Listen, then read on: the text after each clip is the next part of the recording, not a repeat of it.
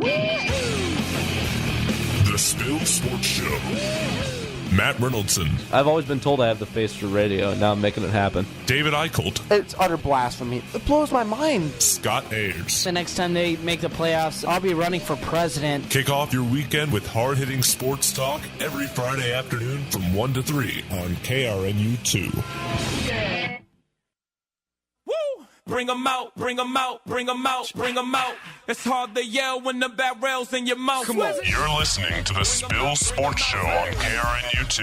Just gotta do what I gotta do, and when I gotta do it, So basically, just doing what I gotta do every time I step on the court to do what I gotta do. Now, live from Andersen Hall on the UNL campus, here's Matt Reynoldson, David Eickholt, and Scott Ayers.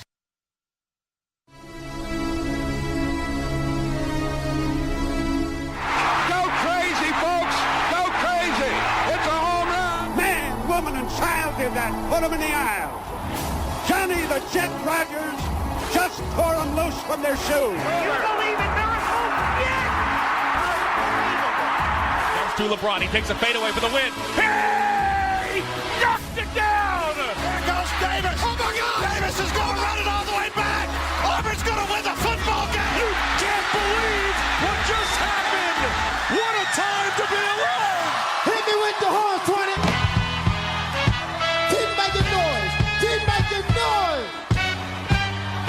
Yeah! Here we go now! Here we go now! Here we go now! Here we go now! Here we go now! Here we go now! Check it out!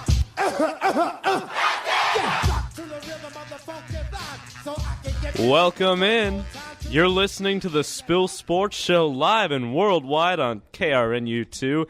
It is dead week, but we are alive and well. David Eickholt, Matt Reynoldson with you here in the KRNU2 studios. We are in Studio A of Andersen Hall on the University of Nebraska-Lincoln campus. Kind of chilly out today, but we're coming at you with a bunch of hot live sports talk to really heat up this chilly spring weather. I don't think you've ever made me more proud than what you just did, Matt. I'm really proud of you, buddy. I'm pulling from the David Eickholt bank of puns, and he's got a few for a little man named Laremy Tunsil.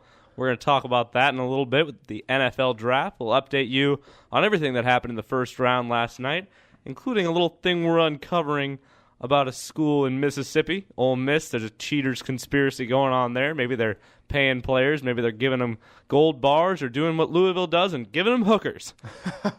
Second segment, we got Brandon Cavanaugh in to talk Huskers recruiting for our final official show of the year. We're going into summer mode of the Spill Sports Show starting next week. But Brandon Cavanaugh in to talk recruiting and satellite camps that just made their reinstatement this week. We'll talk about the steal of the draft and other draft things in the third segment. Second hour, we're going to talk a little NBA playoffs, maybe some Nebraska basketball, and our very own Scott Ayers joins us for the Scotty Ayers segment of the week with the Mad Dog himself and Spooning in May. Yeah, Spooning in May, man. It's Spooning in May. It'll always be Spooning in May to us. But David, let's start with a little Ole Miss talk. Oh, man. Laremy Tunsil last night, offensive tackle for the Ole Miss Runnin' Rebels. He fell 10 spots at most to number 13 to the Miami Dolphins, but it was because on draft day, a video was released of him smoking marijuana out of a gas mask. Marijuana substance. I mean, we can all assume it's marijuana. We can all assume it's marijuana. Yeah. Could have been vape. Maybe he was running the vape life. Wearing some skater shoes, vape life style. It could have been vape life. In a gas mask. So we're all assuming it's marijuana, and we know how strict the NFL's policy is on marijuana, and so that's what caused Nebraska defensive end Randy Gregory to fall so far last year. That's what caused Laremy Tunsil to fall down to 13 this year. He's also dealing with a lawsuit from his stepdad. I know you have more on that. Yeah. We'll brief the listeners on that real quick. Okay, so basically what happened is Laremy Tunsil got sued last year by his stepfather, and he countersued, and ended up a couple months later, they both just dropped the charges. And then I believe it was 3 days ago, his stepfather is now suing Tunsil again for domestic violence assault. And Tunsil claims Tunsil's countersuing his stepfather because Tunsil is claiming that he was attacking Tunsil's mother. And I'm not going to get too into this, but I can't ever see a man, like a kid, not stick up for their mom if their mom's being hit, especially if you're, 6'5", 315 pounds. Right. And, that's where the label domestic violence gets a little bit iffy, because if that is the case, I don't blame him for if he assaulted, if he went after him. Oh, exactly. And I don't want to say that there's anything right about domestic violence, because there's not. No, there's not. But Daniel Tosh, this is a stupid example, but Daniel Tosh in his comedy special Happy Thoughts makes an actually pretty decent reference to the way people view domestic violence, because people say there's no excuse for domestic violence, and he says, "Wow, what if I come home and my kids or my wife has killed 2 of my children and is holding the 3rd one underwater?" Well, you think about that, and it's a far out there. The point example, is there's a gray area, and if Tunsil's stepfather is suing Tunsil for domestic violence, and he was trying to protect his mother, if it was in retaliation, like after the fact, just because he was mad, then there's no excuse for that, because that's, if you retaliate, then that's bad. There's just that small window of timing that you can go through and possibly get away. It's a protection clause. Yeah, exactly. Yep. Listen to me acting like a lawyer. I just finished writing a case brief for my law class. So, no. But back to the point of the NFL draft. Laramie Tunsil, there's obviously a lot of issues surrounding him, and he went 13th to the Dolphins. Well, that video was released on his own Twitter, which he said was hacked, and his Instagram account, which he said was also hacked, released texts that were allegedly between him and a coach for Ole Miss. Might have been Hugh Freeze, might have been a different coach. That said, "Hey, can you pay my mom's water bill? Hey, I need money. Hey, I need this stuff." And Laramie Tunsil didn't deny that those texts happened in a post-NFL draft interview. So Ole Miss is now under investigation of what we've all kind of known all along. David, this Ole Miss is now under a lot of heat because they were already being under investigation. They were under investigation because, remember in 2012, they had the 49th ranked recruiting class. You know what they had in 2013? The 4th ranked recruiting class. That's absurd. The blind side was an NCAA violation. I'm gonna say that right now. They paid Michael Orr to come to the school. No, let's throw that out the window. But Ole Miss is not playing by the rules. Clearly, we saw that a few years back. Nebraska fans questioned that mainly because, or questioned Ole Miss's fairness mainly because of what happened with DeMaurier Stringfellow. He was a recruit from 3 years ago, one of the better recruits that Bo Pelini would have ever gotten. Considered a Nebraska lock, he was committed here and then decommitted and went to Ole Miss at the last minute, 11th hour re-signing, and went to Ole Miss. So everybody was like, what's going on with that? Yeah. Money talks, David. Money talks. Yeah. And that's what's happening with Ole Miss right now. What's sad is they have all of these they've thrown a lot of money around, and they have a pretty big checkbook right now, but they don't have anything to show for it except a Sugar Bowl victory.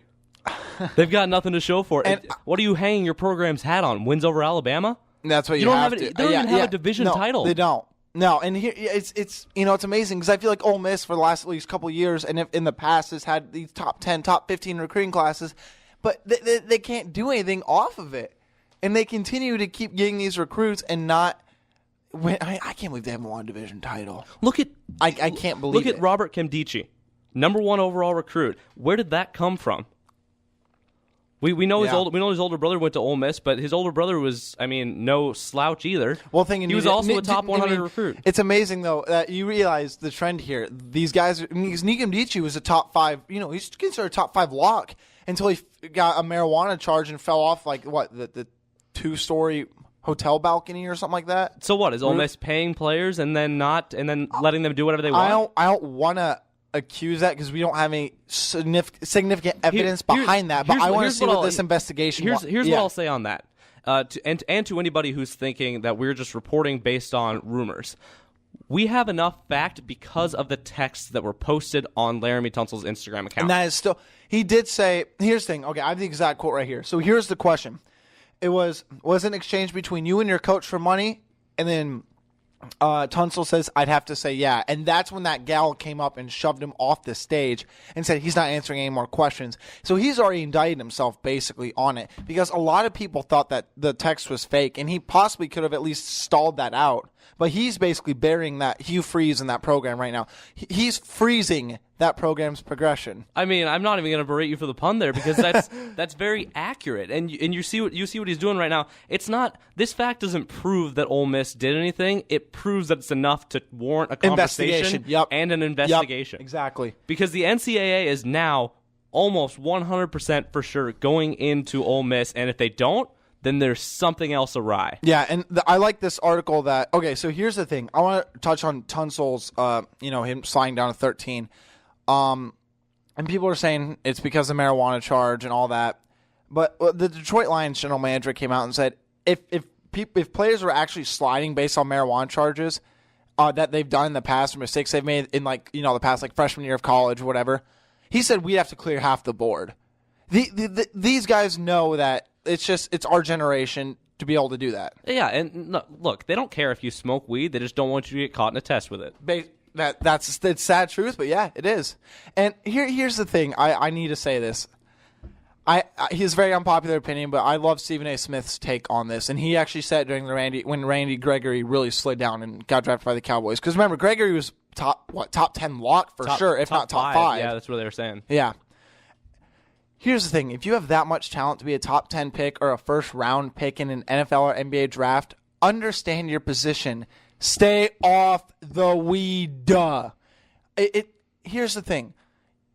Once you put in a career work in the NFL, go smoke as much weed as you want. You can go do your thing. But the fact is, you are going to cost yourself millions and millions of dollars and possible accolades. Look at Josh Gordon. Josh Gordon is an NFL Hall of Fame talent. He's not even going to play this year. And he was out all last year. His career is basically shot out the window. Because he can't stay off the weed. Yeah. And it's so easy for me to sit here and criticize this, but these guys do come from more difficult, Josh Gordon came from a really, really difficult background. Well, no, let's talk about this, though, because we've seen it here. Mm-hmm. We've seen it here at Nebraska with Natalie Romeo last year. Yeah. She got in a bunch of trouble from the university for smoking in a suite, in one of the dorm suites. And it happens at every university because athletes are enabled to do it. Yeah, it's fine. It's because we put them on a pedestal so much that these guys believe they can't get caught. They're bigger than the world, and that's when the problems really arise. We give these players such a platform, and we put them on such a high level that they believe they're bigger than everyone. And it's easy for me to sit up here and criticize them. Yeah, we don't want to sit here and complain. Who can blame them? Because what the media does, what people do, what fans do, exactly. I can't blame them for doing that. It's so easy for me to sit here and say, oh, I wouldn't do that. But the fact is, there's no proof I wouldn't do that if I was on that big of a platform and people respect me that much, and I feel like I could get away. Think of J.T. Barrett, for example, Ohio State, when he got pulled over for drunk driving. He said, oh, I'm J.T. Barrett, the Ohio State quarterback. Can't you do anything for me? And why wouldn't you do that? Why wouldn't you do that? Exactly. And I remember we touched on that back in one of our earlier shows in November, and we said the same thing. Would you not say that if you're in J.T. Barrett's position? I would. I would too. I think most people would. And if you don't, then God bless you. You're a better person than me, apparently. Yeah. But here's the thing. At the end of the day, these guys we need to just lower the standards of these guys. But we want them to be good role models and everything. But the fact is, these guys need it. It depends what type of lifestyle they want to live. Because I hope the best for Tunsil. I hope the best for anyone, because I'm not the type of person that wants to see people fail. Let me interject. But really quick, I want you guys to make the proper decisions for you and your family and your future, your career, and everything else. And if you can't do that, then I hope you get what you deserve. Well, let me just say this: football and sports are all a PR game because there is so much money going through there. And sometimes in college, for example, that money doesn't go to the players. It's all a PR game. Yeah. And it's how much you can cover it. I'm going to go back to Ole Miss right now, sure. And there's no doubt in my mind that other schools have done this, that other schools have done this recently and not gotten caught. But It'd be crazy to think otherwise. If it's as blatant as what Ole Miss is doing, that is not creating a fair playing field. Yeah. And how does Hugh Freeze get away with this? Did you know there was an investigation back in 2012, and it was semi unwarranted. It wasn't even by the. I briefly remember this. It wasn't even by the NCAA. This is kind of breaking because not a lot of people know about this. It wasn't even by the NCAA. There was an independent investigation agency that went and looked at Ole Miss and found violations leading up to that 4th-ranked recruiting class. I do remember that too. Because the NCAA didn't check it out until nobody from the NCAA, nobody from a body that mattered, checked it out until they had that 4th-ranked recruiting class, until they made that huge jump officially, and by that time they knew how to cover their tracks. Yeah.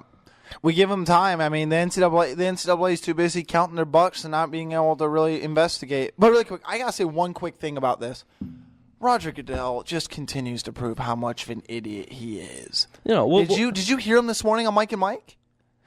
He said on Tunsil's fall, that's what makes the NFL draft exciting. Are you joking me? We'll bash Roger Goodell a little bit in the NFL draft. But I mean, I really hope so, because the fact is, I can't say in Goodell. Yeah, and we have a. Never mind. we were about to go to a caller on the line, but it is 1:16. We'll have Brandon Cavanaugh on next segment, and we'll go to break in just a couple minutes. But I want to just keep talking about this Ole Miss conspiracy. The conspiracy.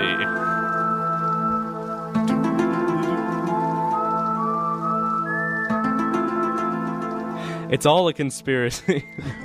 No, but if they are found of anything, how much does this set back Ole Miss? How much does this set back college football? And how much does this set back the SEC in general? I won't say the SEC, because the fact is Ole Miss hasn't really been a factor in it for at least a couple of years. For college football, I think college football will go on. It has Alabama. It's got Ohio State. It's got Michigan now back up. Does this take a hit to – does the NCAA take a hit if – I mean, I understand, they're the power if they sanction Ole Miss. I understand, they're flexing their muscles again. But does the NCAA take a hit because this will be more of a push towards the coaches or the player. These players need money. These players need to get paid. Yeah. And they're not. Yeah, I think here's the thing. First of all, for Ole Miss, I think Ole Miss, it takes about six years to recover. I'll get 5 or 6 years to recover. I think the NCAA doesn't care how many hits it takes, because the fact is, the NCAA, until they are found guilty in court and forced to change the rules, the NCAA will not change the rules, because that is what is making them so much money. Money's the game. There you have it. We'll have Brandon Cavanaugh talk a little bit of money, a little bit of recruiting, and a little bit of Ole Miss and satellite camps coming up next. It'll be on the Spill Sports Show. Stay with us.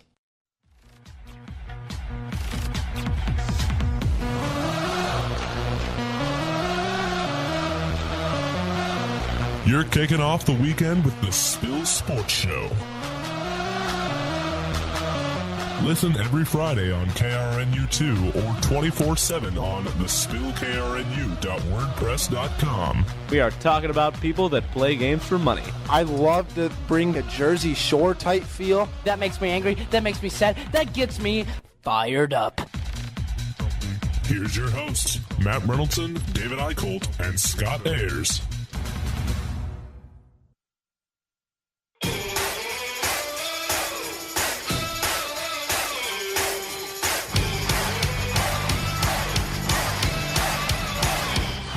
Brandon Cavanaugh as our recruiting insider for the Spill Sports Show. A Twitter guru at 8Laces and an expert writer for Athlon Sports, he knows a thing or two about football. Be a dog. We don't need no meows. We don't need no cats. Number 1 on the recruiting trail and number 1 in your hearts. Here's Brandon Cavanaugh.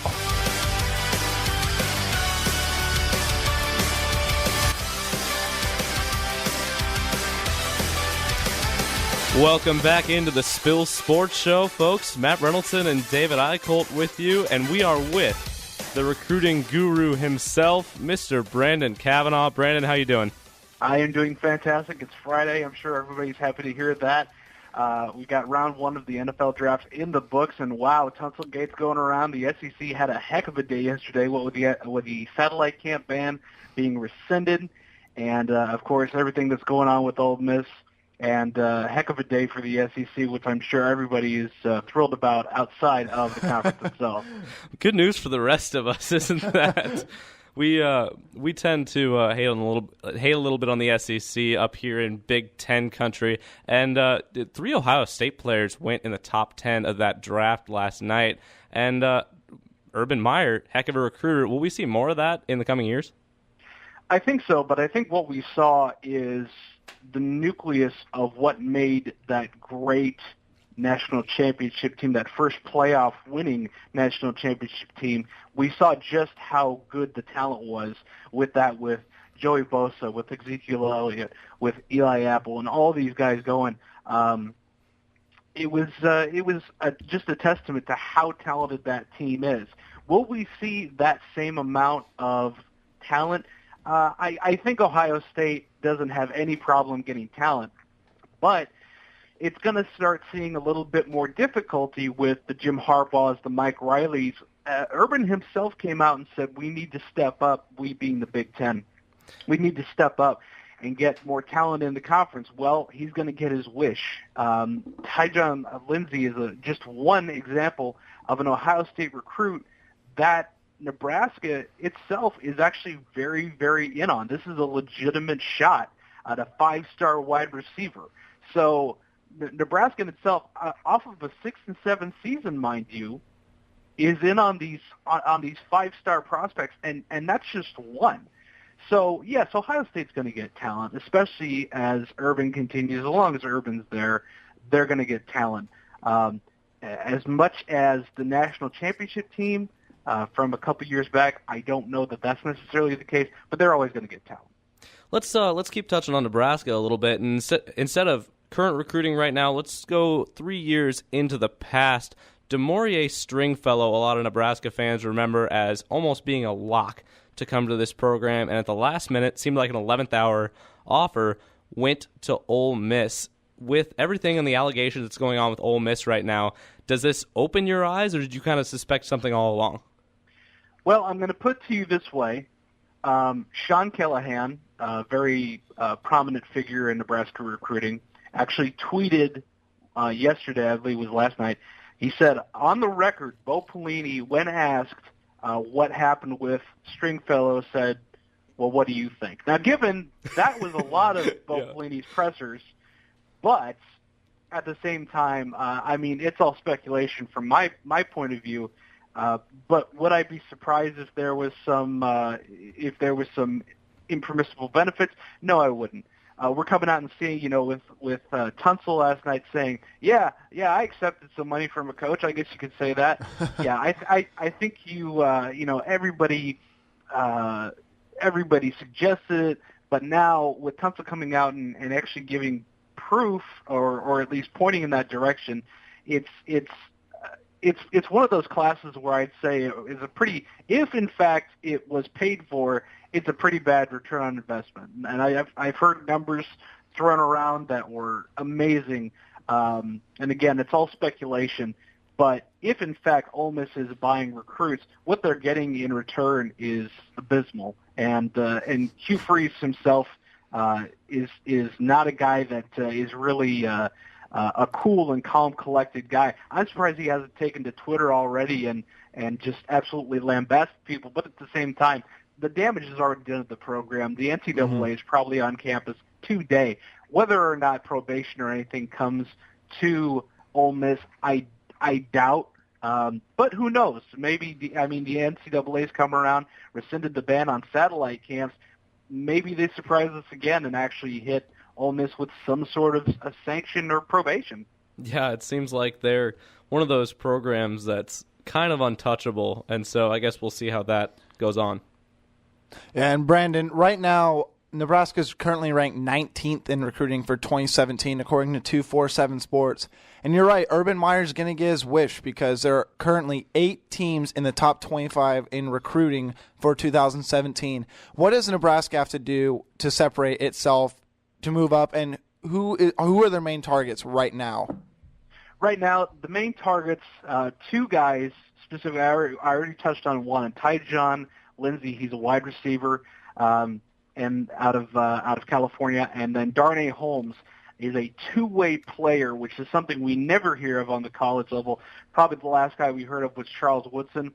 This guy can easily play both ways and is being told he will play both ways, getting a lot of love from Stanford, a lot of love from UCLA, but a lot of love from Nebraska. He is part of that Calabasas crew, which already has Keyshawn Johnson Jr. and Tristan Gebbia committed to Nebraska. 2 legacies already. They are all buddy-buddy, very much very, very tight. Darnay is going to be coming in for the Oregon game, which is going to be interesting in and of itself because according to Nate Klaus, again, very high-profile figure in recruiting circles, that will be likely the alternate uniform game. So we'll get to see Nike versus Adidas. So that should be an interesting game in and of itself.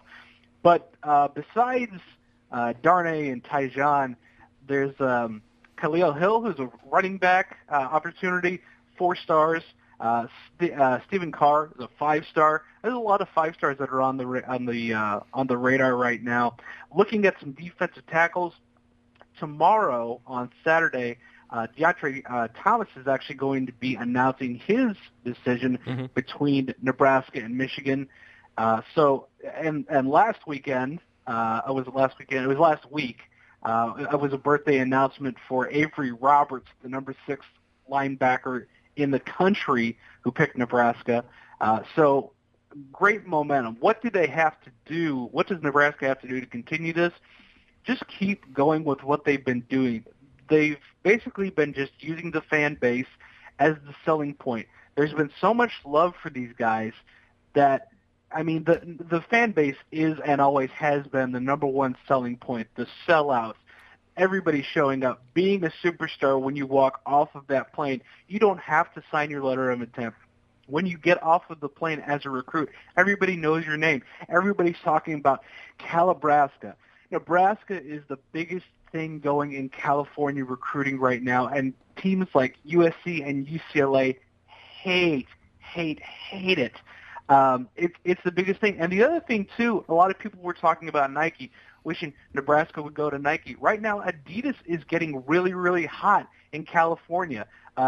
Keith Williams, Nebraska's wideout coach, is again repping the 3-stripe life. I saw that. That's really becoming a new thing. So people, including myself, who have been rallying for Nike, says, okay, well, Adidas is really putting money on the table. Customer service has been fantastic. Another reason why Nebraska is stuck with Adidas for so long. Maybe that continues, and maybe it's not such a bad thing after all.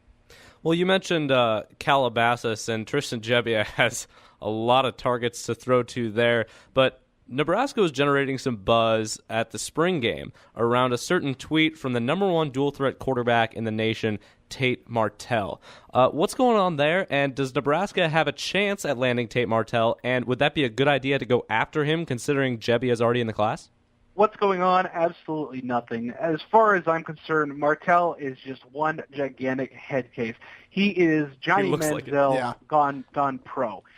He may want an offer from Nebraska, but he's not going to get one. It's just like last year with Patrick O'Brien. Patrick O'Brien was in 100%. Terry Wilson went elsewhere, but the point is Nebraska got its quarterback in Gebbia. Gebbia is going to be coming in. Next year we're probably going to see a depth chart of O'Brien, Tanner Lee, and Gebbia, who does need to redshirt and put on some quality weight, but has fantastic mechanics. He is a great quarterback already in terms of just between the ears. Just needs to put on some more weight and kind of adapt to the college level. So as far as Tate, that's nice it's nice that the kid wants a scholarship, but as far as getting one, not going to happen. Total head case, just not worth it. And to wherever he goes, I kind of pity them. honestly, that they're going to have to deal with this guy for, and I'm not even going to say 4 or 5 years, because I don't think wherever he signs with, I don't think he's there in 2 years.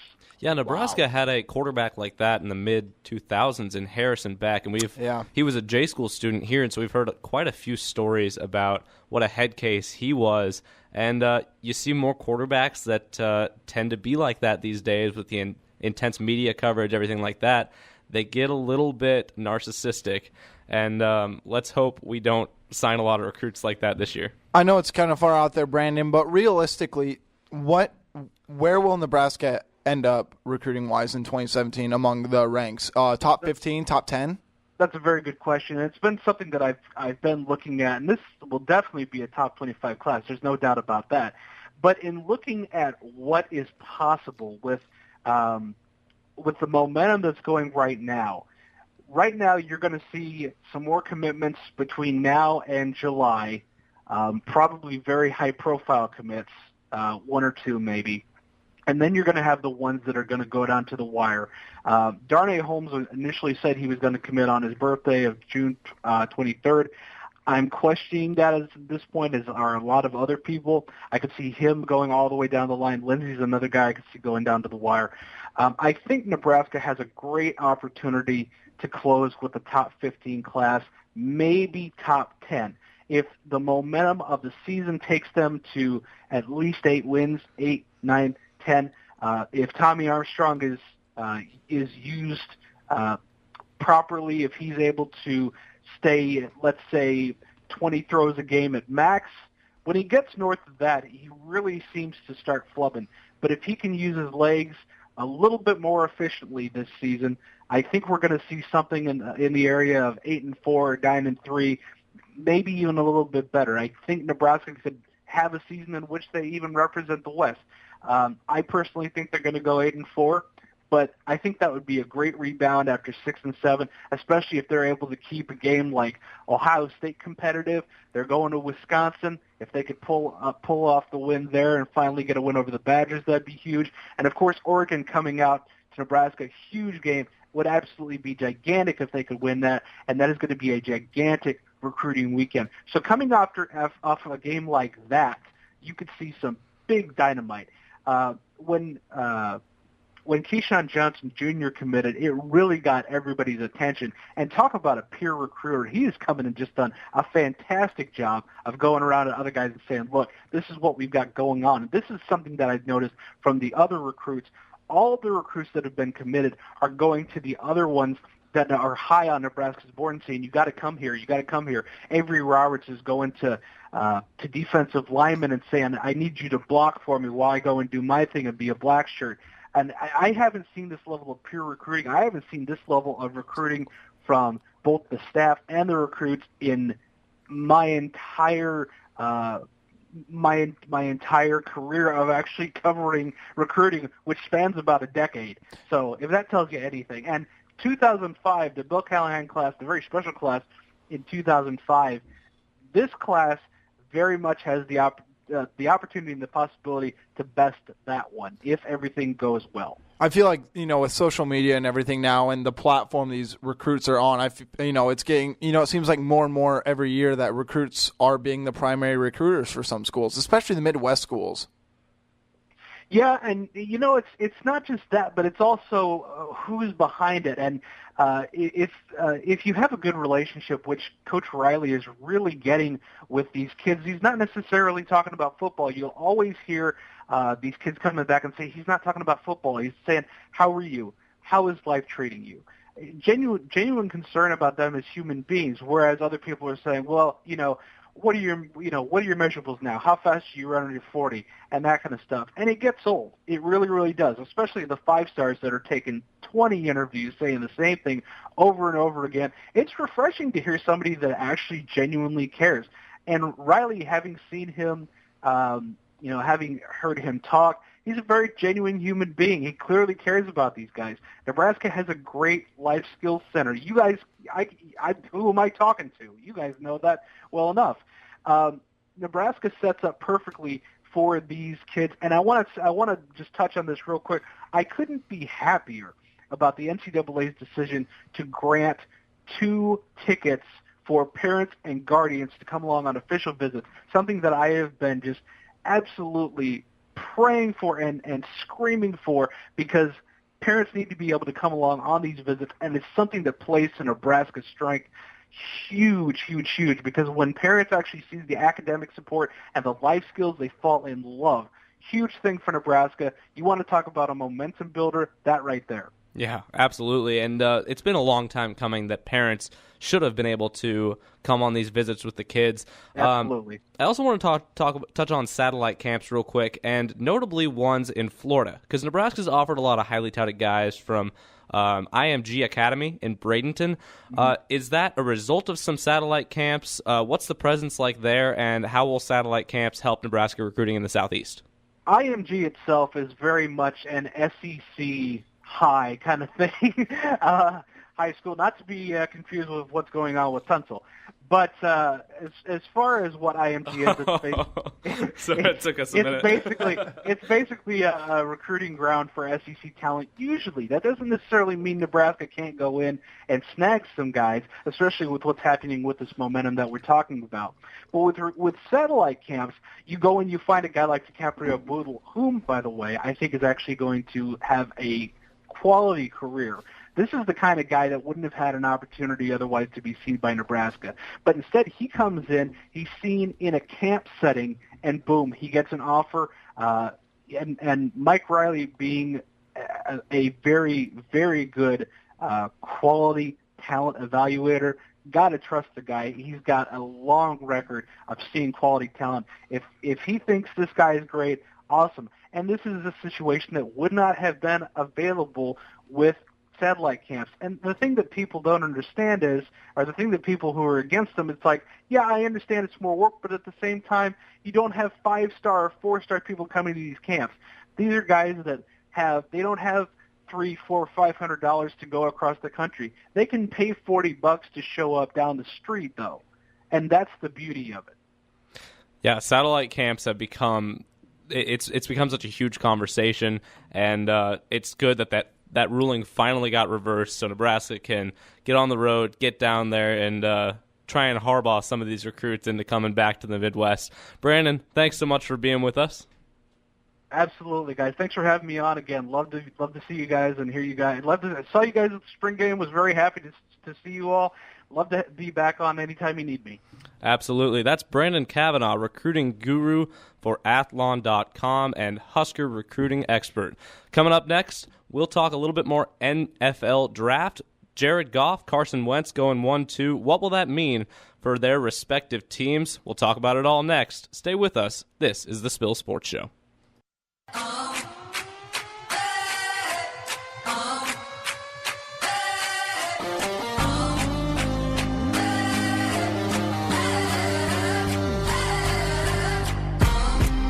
To hard-hitting sports talk with the Spill Sports Show on KRNU2. Don't forget to check out our podcast at thespillkrnu.wordpress.com in the hours following the show.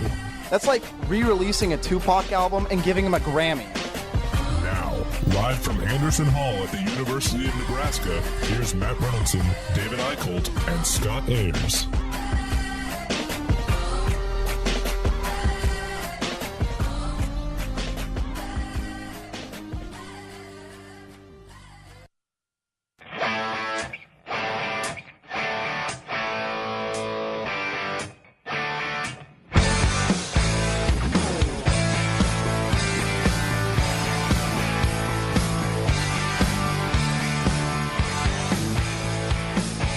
Welcome back into the Spill Sports Show. Matt Reynoldson, David Eickholt with you. We are the royalty of radio roundtables, -1, who will be here next hour in about an hour.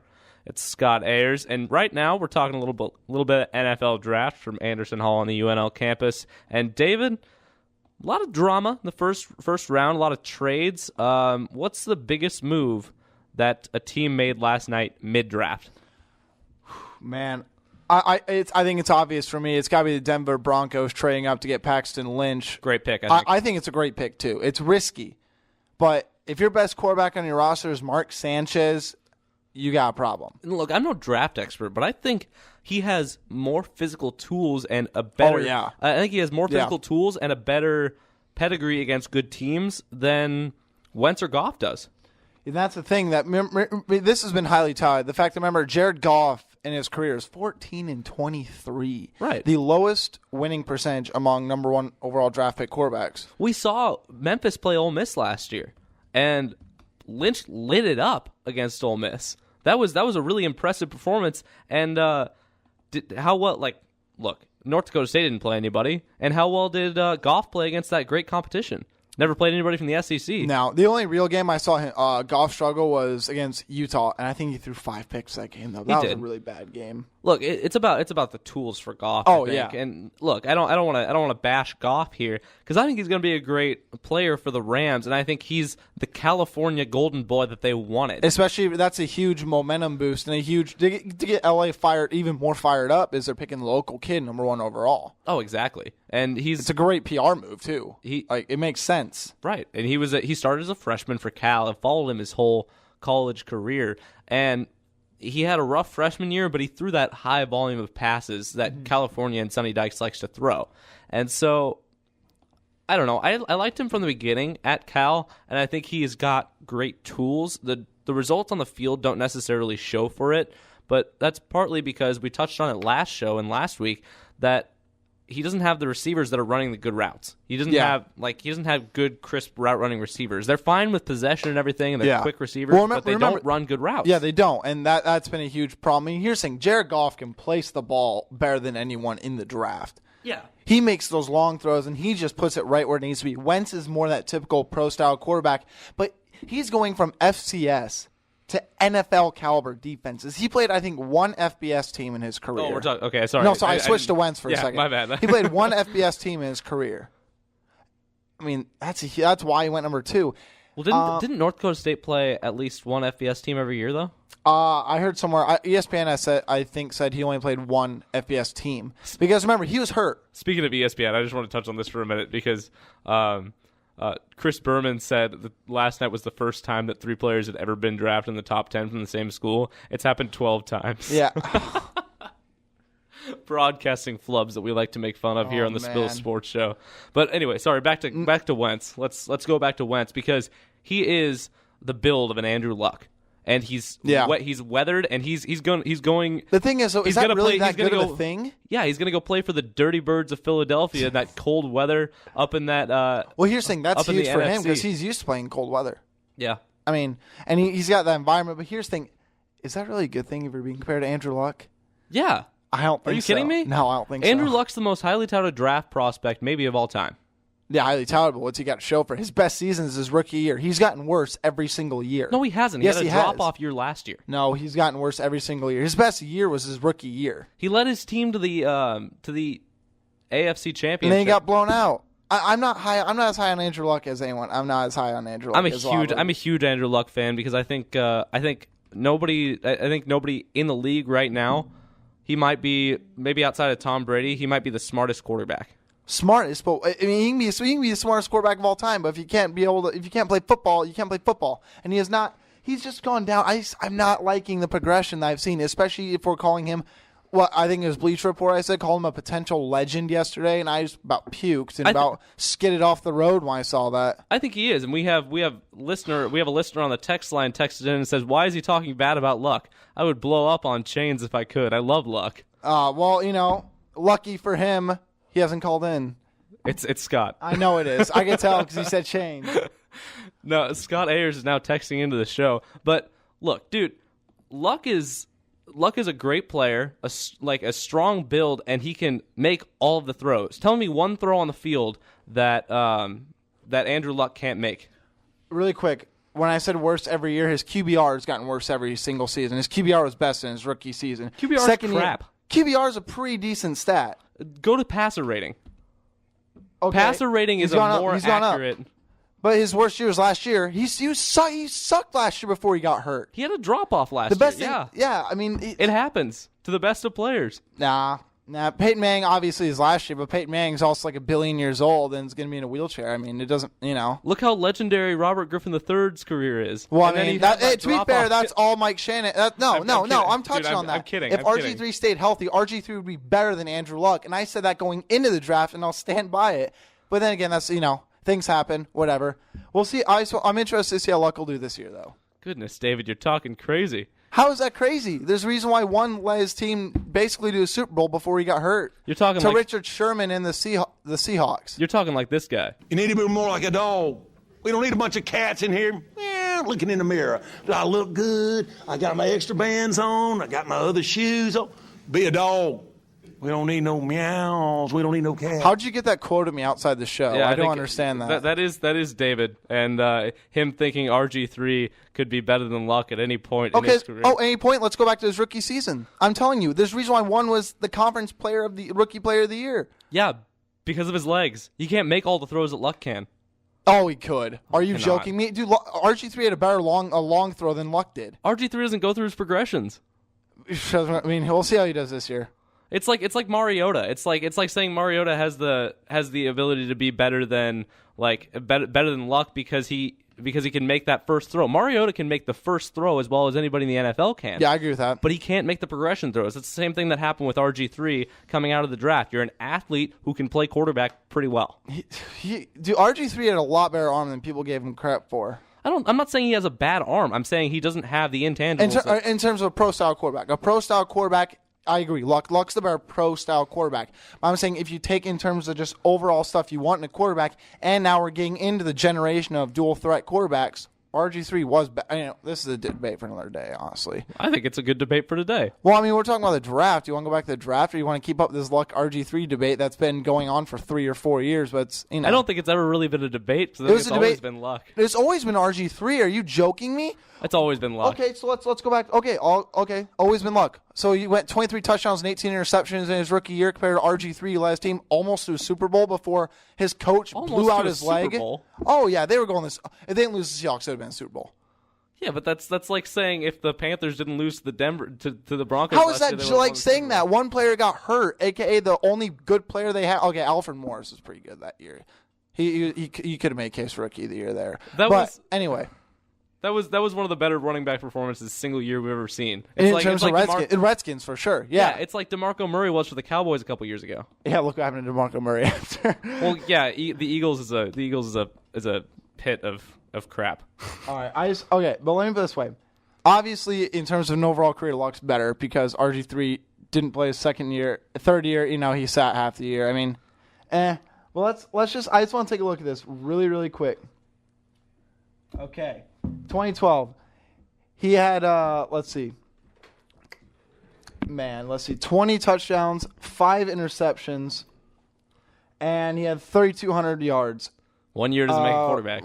I know, but you said no. Stop. You said every single year Luck's been better. Luck had 23 touchdowns and 18 interceptions. I did not say every single year Luck's been better. You just said that. It's always been Luck. You said that, quote unquote. Luck, it's always been Luck. It has not always been Luck. No, I'm saying in the debate between Luck versus RG3. RG3 had it his rookie year.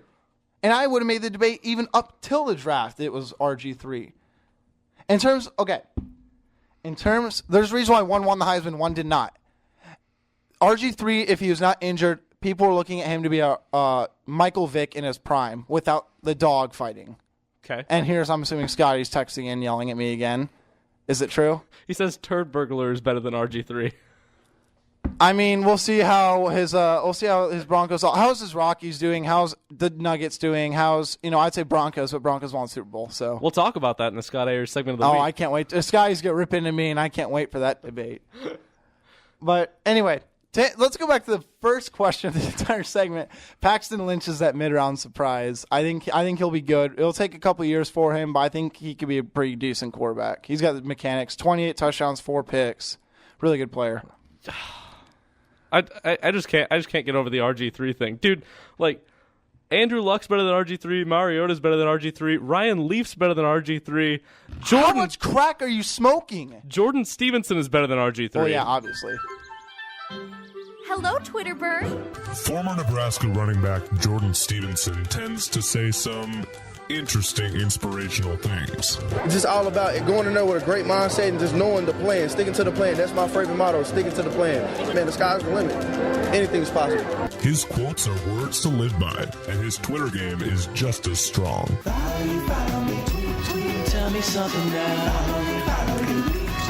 Without further ado, here's the Jordan Stevenson Tweet of the Week.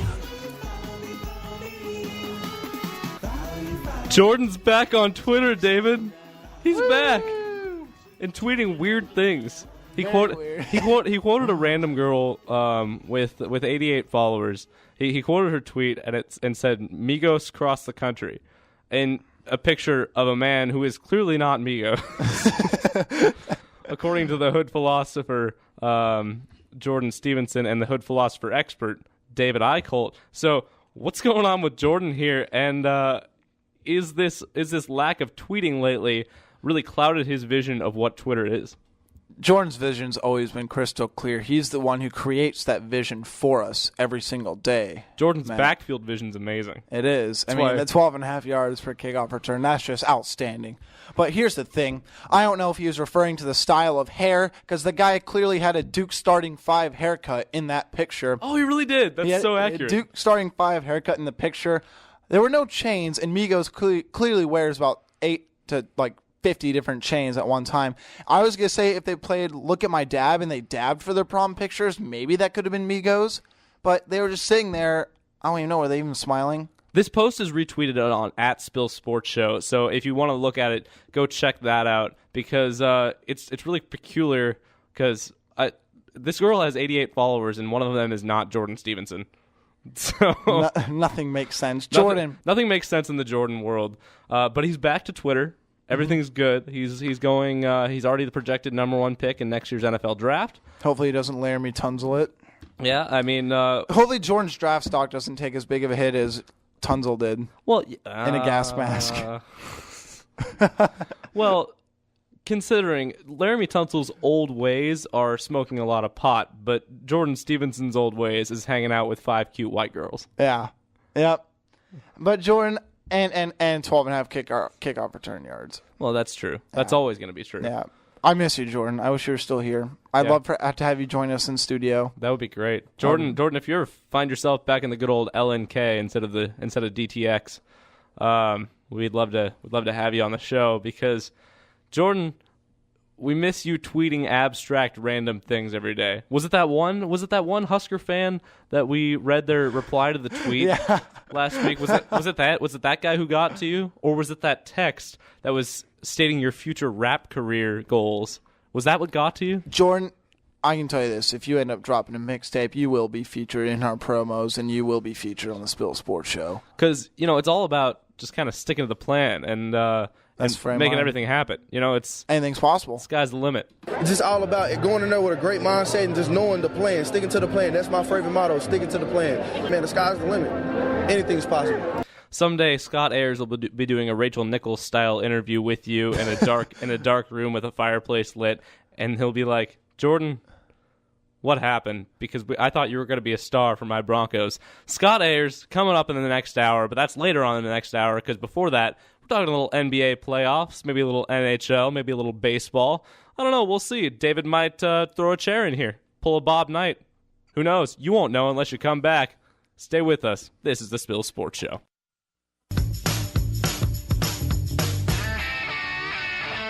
The Spill Sports Show with Matt Reynoldson, David Eickholt, and Scott Ayers. Never miss a show again.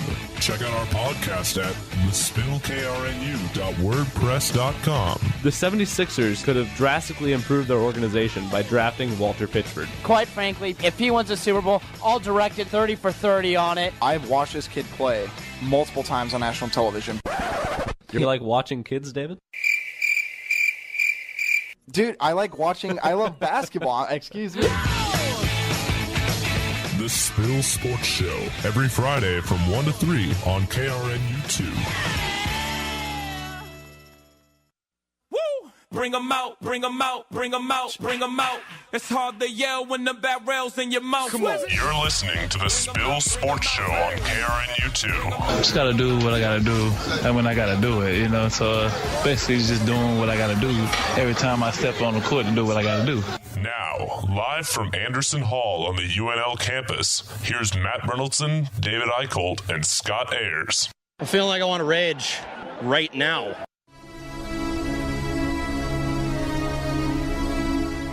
Go crazy, folks! Go crazy! It's a home run! Man, woman, and child did that. Put them in the aisle. Johnny the Jet Rogers just tore them loose from their shoes. You believe in miracles? Yes! Comes to LeBron. He takes a fadeaway for the win. Hey!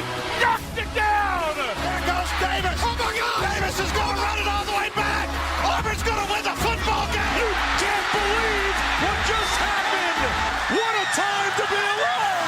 Hit me with the horn, 20. Keep making noise. Keep making noise. Yeah. Oh.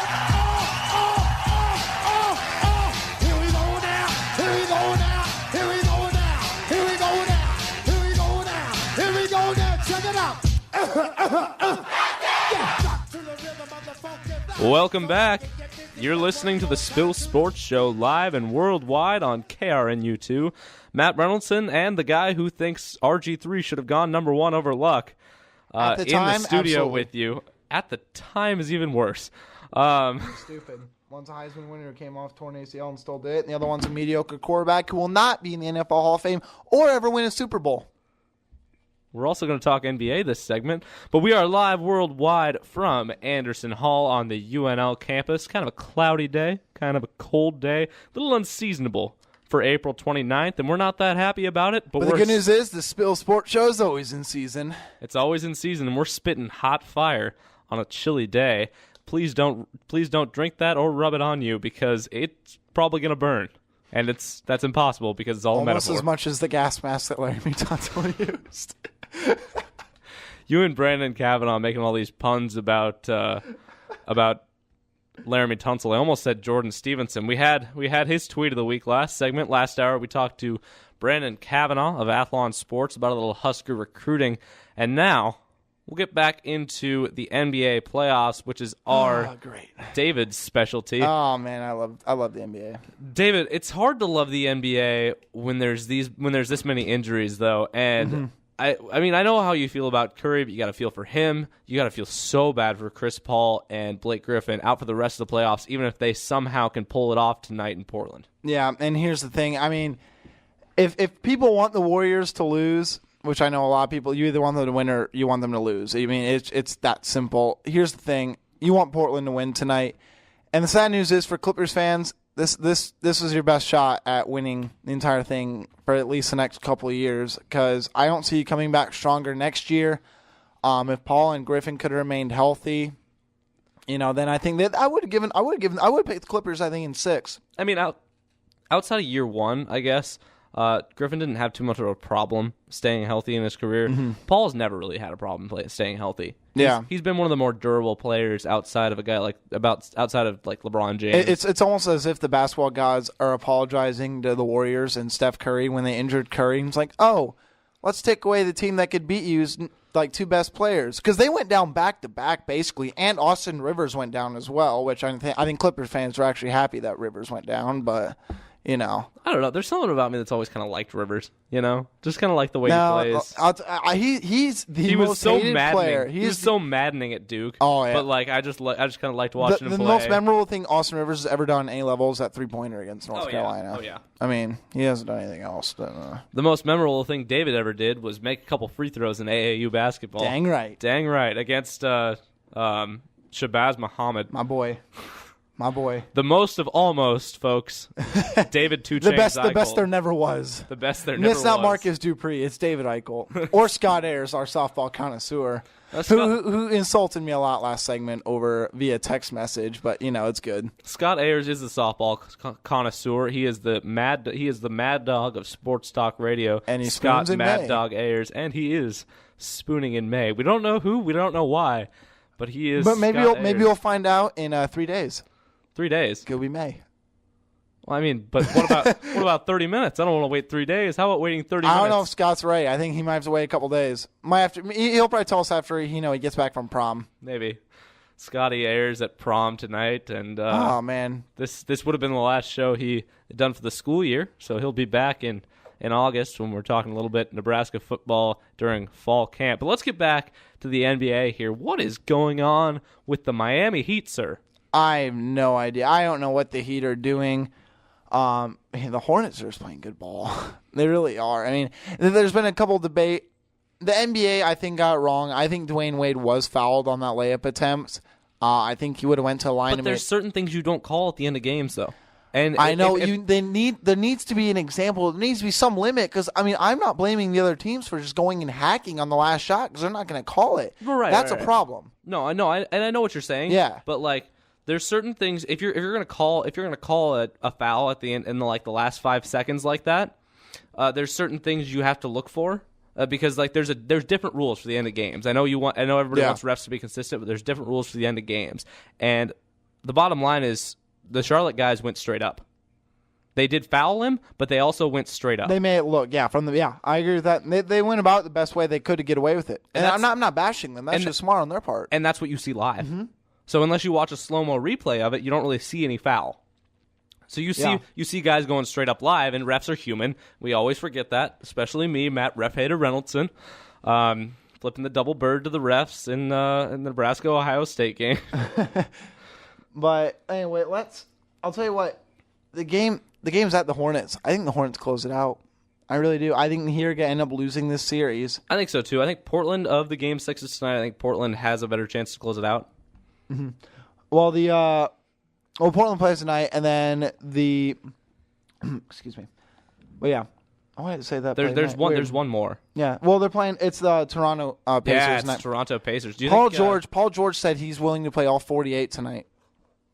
And that, Paul George. You know what? I think he should. He's the second. The thing is, he's the second most superstardom player in the Eastern Conference, and that's saying something because that's how far anybody is behind LeBron James as far as stardom. Well, that's not bashing Paul George. That's just how on top of the Eastern Conference LeBron is, and there's no reason why he shouldn't be. But Paul George, especially the season he's had coming back from that injury he had, that was terrible. He surprised me. He's averaged 23, 4, and 7. He's put together a really nice year and some really hot shooting nights too. Really hot. I mean, he's dropped 40 points multiple times this season. I'm happy for him.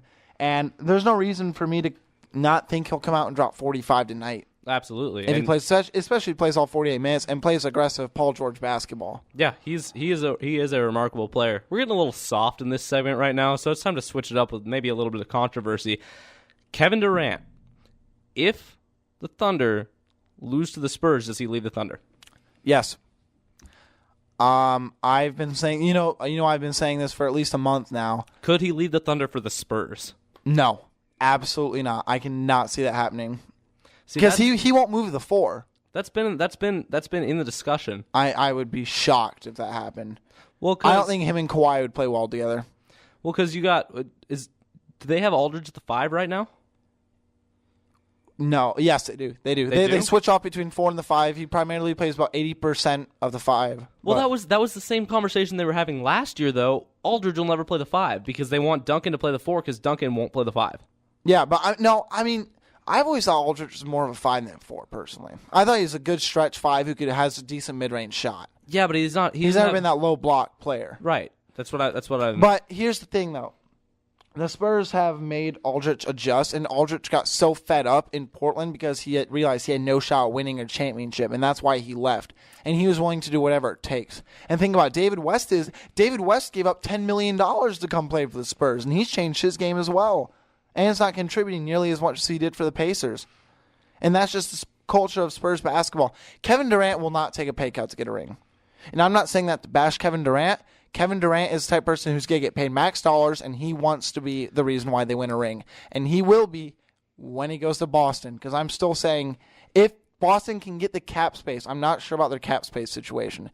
If they get the cap space, there's no reason for me not to think he goes to Boston. So why doesn't he stay in Oklahoma City then? Because he doesn't have that much more time than LeBron does, and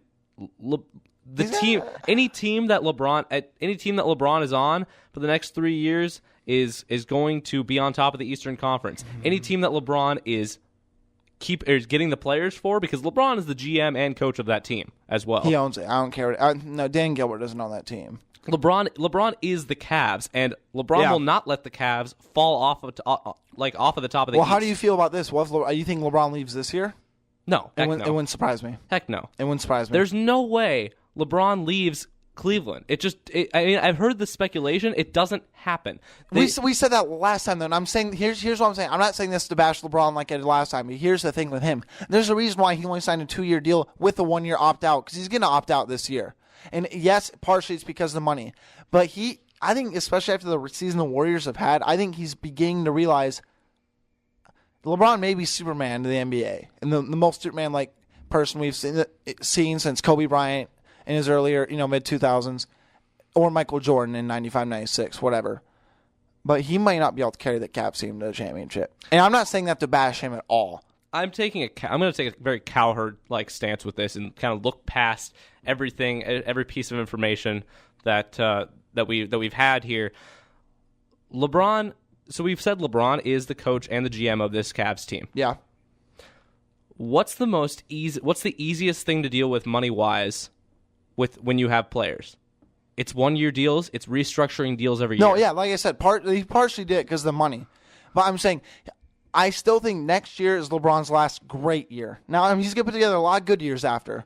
But I'm saying in terms of great, I'm the best player in the world type numbers, I think next year's his last year because the minutes are taking a toll on him. And here's the thing, though. I'm happy for him, though, because once he gets, we both agree the Cavs are getting the finals, right? Yeah. And I think they could win this year because I think this is their best opportunity. This is the year to definitely win it. But I don't think they're out of anything next year. I don't think LeBron starts to deteriorate at all next year. You don't think so? I say next year, not at all. I say a slight decrease. I'm not saying a lot of deterioration. I'm saying 5 to 10%. I'd say not that. Maybe not even that. That's still. I'd say 5, probably 5%. Because LeBron is still even at 31 years old, still at peak physical shape. Yeah, I agree. And 100%. I can totally see that being the exact same way next year. Again, 2 years. That's 2 years. That's too far to tell. And you've made your prediction, but for me, that's too far to tell.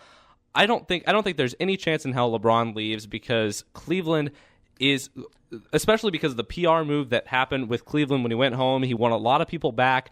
I don't think there's any way he leaves. I think he's going to keep taking 1-year deals because he's a smart GM that wants the flexibility to restructure his team every single year because everybody else has long-term contracts on that team. But if he can move his own pay, if he can move his own pay scale to structure the team how he wants, especially with those role players that are coming off the bench. Yep. Because why did Cleveland sweep the Pistons? It's because of they had the bench. Kyrie also played outstanding. Right. No, why did they sweep them though? I don't think Kyrie. Here's the thing: Kyrie Irving was last year's X factor, and then he got hurt in the game 1 of the finals. Well, no, I'm not saying Kyrie Irving is the reason why that team will win a championship, and I'm not saying he'll be the best player. But he will be the reason why they win. I don't think it's the role players. Because who do you have off the bench? No. I'm not saying that the role players are the reason they beat the Pistons. Because I think they beat the Pistons anyway. Okay. I'm saying the reason they swept the Pistons in those close games were the times that LeBron or Kyrie was off the floor. Because you got Shumpert coming off the bench. You have Timofey Mozgov coming off the bench. You have Channing Frye from the Suns. Thompson. And no, Tristan Thompson's starting. He is starting again? Yeah, he is starting again. So he's starting. He's their 5 hybrid that's type just player. Weird to me. But that's who you got coming off the bench, and that's who you had to fill minutes on that team. And they're playing great basketball because they can fill that time, and they're better than a lot of other teams' benches, with the main exception being the Warriors. Yeah, but I mean, who's? I mean, you got to think about who really has a reliable bench in today's NBA, like consistently. Warriors. Cavs. Not Thunder. Spurs. Not Thunders, no. Spurs probably. Well, Spurs probably because Clippers. Because you got Patty Mills coming off the bench. Just because of Jamal Crawford. Just Jamal Crawford. I know that's the thing. I mean, Rivers can hit or miss, but I mean, there's no really great benches anymore. True. Besides Warriors. Well, LeBron. That's why LeBron's smart about putting a team together, is because he knows what role players can fill what situations. Yeah. Here's the thing. Also, I want to make this clear because I'm not saying JR. It was Ray Allen with the Heat. Yep. No, LeBron does that beautifully. And here's the thing. I want to reiterate this and make my point clear. I don't think he leaves. I'm not saying he's going to leave. Okay. But to say he's not going to, just definitively, I think I'm not ready to go that far. I think right now I'd give it at most a 10% chance he leaves. A 10. But I think he is doing it for more money and to be able to structure a team how he wants. But just sit here and say he signed a 1-year deal and he's not thinking about leaving at all, I think that's crazy. Being a LeBron fan, I do pay attention to all the talk around the Cavs, and I think a lot of the talk this year, as far as everything, has been overblown. And so I take everything I hear about the Cavs with a grain of salt. Yeah, as you should. And so all the Twitter controversy this year, people are like, are they ready for the playoffs? And I'm like, they're screwing around because they know that nobody in the East can beat them. LeBron took a back seat in the regular season, and he still put up great numbers. Here's the thing. LeBron realized in the finals, because he put together one of the greatest finals performances, if not the greatest finals performance we've ever seen, correct? Yeah. Okay. Here's the thing, though. After that, I'd say third game, LeBron was wiped. He was going off straight adrenaline. And so this season, he's taking a back seat. He's conserving all of his energy. And if I'm saying if, because it's not guaranteed, obviously. If he gets to the finals, hell is about to unleash, and I feel sorry for anyone who has to guard him. Because I don't care if it's Draymond Green. I don't care if it's Kawhi Leonard. You say if, but how strong an if is that? 90%. 95. Like, there's nobody in the East anymore who can beat them, because I think the Heat are going to lose to the... The only two teams that possibly could have beaten them were the Heat and the Celtics. But the Celtics were out once Bradley got hurt. The Celtics could take 2 games off them, but they can't beat them in a 7-game series. I mean, I agree with that. It's tough, man. I could see them. I think the Celtics can be so good. They could be, but they can't win on the road. If they get Kevin Durant, they will. And I'd predict a 65-win season if they got Kevin Durant. I think Stevens is that. First of all, I want to touch on this too. Are you kidding me that Brad Stevens took 6th place in the Coach of the Year That's absurd. ballot? Are you joking? You give to Steve Kerr because he coached 35 games?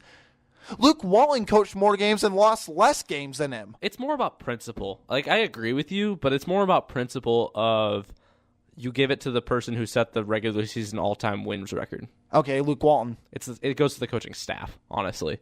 I agree with that. That's what Coach of the Year awards do. And like, they have an assistant Coach of the Year, but it's a formality. Yeah, I'm so ticked off because Popovich obviously is going to be up there year after year. I think Stevens at worst should have taken 3rd, and you can make an argument for Stotts as well. Yeah, Stotts for Portland. Clifford. I mean, there's 5. I mean, there's 6 guys legitimately, but to say Clifford Stevens and Charlotte, especially if they pull this off against the Heat. Yeah. What a turnaround for them. Mm-hmm. I mean, I'm saying, though, I think that's partly MJ, though. Yeah. He owns the Bobcats. MJ's finally... I almost said Bobcats. Well, MJ's finally taking the role as an owner, and he's saying, hey, you can do this, or you can do your thing. He's not being I want to say this bad. I don't mean this badly. He's not being such a dictator anymore. And he's playing the more I'm an owner rule, but I'm also the best player in NBA history. You can do this, but I'm going to give you the freedom to be able to do what you want. And I think this is the first year he's let the coaching staff have that freedom. I agree. I think MJ will always be a better player than he'll ever be an owner, because we saw what he did with race car driving. I mean, that's a hard bar to set for him, though, just because he was such a great player. Yeah, if not the best player in NBA history. Didn't that racing team just not do well? I don't even remember it, honestly. I probably went out because I only remember it for maybe a couple months, if that. Yeah, he had a big burnout with the racing team. We'll see if he buys the Dodgers or something. Maybe they win a championship. Magic Johnson. I was looking at that. Michael Jordan and Phil Jackson running the Knicks. Oh man. I don't even want to know. That'd be worse than freaking Rondo and Cousins right now. Carmelo becomes the Jaromir Jagr of the NBA. Can Carmelo just retire? I'm so tired of talking about mediocre superstars. I feel bad for him. I don't.